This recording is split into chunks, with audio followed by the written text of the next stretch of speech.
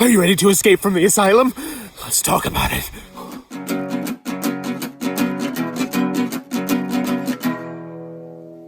What does that even mean, Bowers Game Corner? Ahoy there, YouTube! I'm back again today for another game preview, another special Kickstarter preview. And today I'm very excited to be checking out Escape from the Asylum from Lifestyle Board Games. This is for ages 12 plus for 1+ players, and it's going to take you about 60 minutes to play, but there's 5 different play sessions in this box, which is part 1, and then there's also another box that is the same size, that is part 2. Where you are essentially going to be playing an escape room style game. Quite literally, Escape from the Asylum. You are going to be placed into a psychiatric hospital, and your job is to try to escape. At least, this is my impression after the first gameplay, because I kind of want to get you filled in on what kind of game this is, what I like about the system, what I dislike about the system, that sort of thing. And the first thing I want to mention is that you're subscribed to this channel, that you know that I generally say if I give a game a preview, that means I'm not the biggest fan of the game for whatever reason.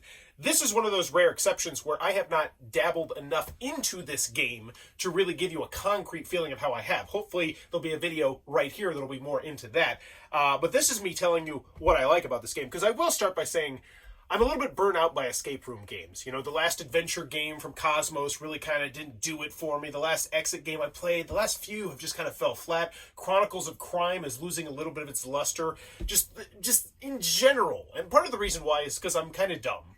And luckily, this has a solo version. So I played the first game mode of it solo. And in fact, I can share with you just how dumb I am on this. But I wanted to let you know this going into this, because I want you to understand where my skill level is on these type of games, which is that every time I play one of these games, I feel bad for every other single person who's playing the game with me, because I'm the anchor around their weight. I am really, really bad at these. But what you do in Escape from the Asylum is you're going to do a card to start off the game. So you start off with 001, and then you'll read the back of the card, and there's going to be text, and it will say, okay, we'll go to card 2573, and you get that card, and then it says, all right, the story is happening, and you're going to go to the different envelopes. But the envelopes are actually all doors in this psychiatric hospital, and there's a whole bunch of these envelopes, and each one is different, and they look unique, and they're all going to be their own unique little escape style puzzle.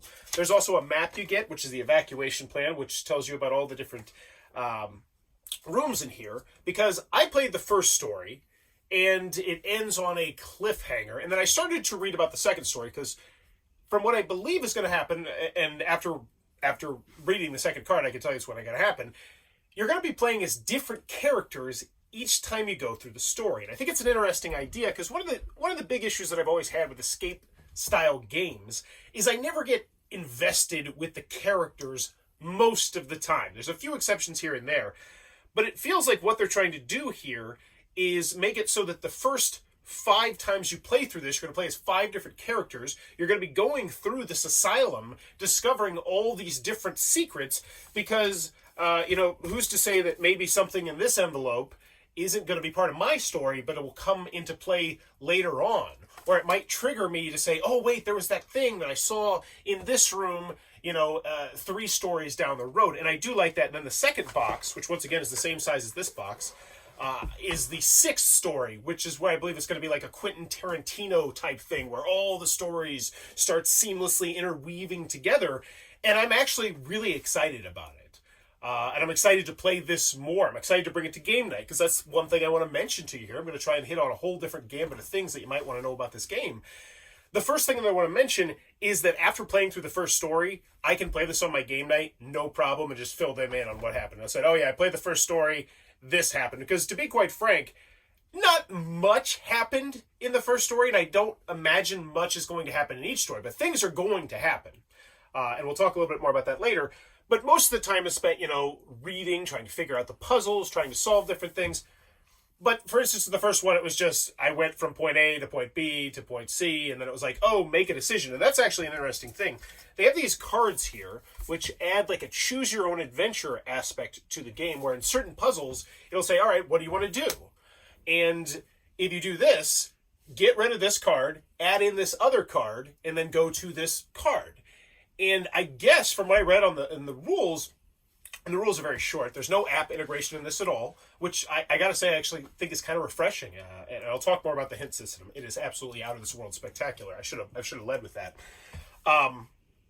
But I really enjoyed the story. I lost my train of thought here because I just want to talk about the hint system. So as someone who is really, really bad at these games, like terrible at these games, I have to give them credit. This is the best hint system I've ever seen.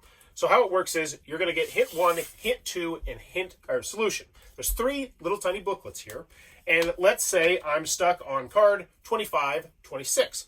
So you know what? I go into hint 1 and I go, they're all in numerical order, and I go 25, 26, and it tells me pretty much what do you need to do.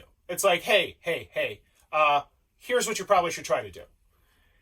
And sometimes I'll still be too dumb. And I can actually tell you exactly how many times I was still too dumb. But then you go to hint part 2, or hint 2. In hint 2, I love hint 2, because it tells you, hey, this is exactly what you need to do to get the correct answer. Now, the other thing I want to mention is it gives you a good amount of details here. And I'll talk more about that in the solution part.